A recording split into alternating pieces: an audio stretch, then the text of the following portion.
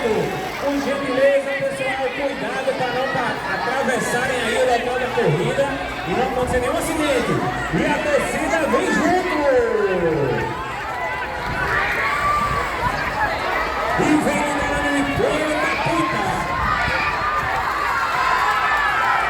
E vem liderando de ponta a ponta para você.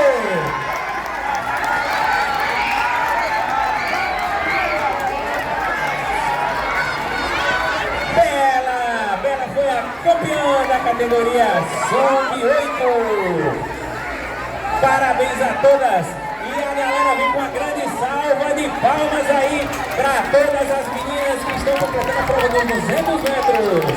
Parabéns!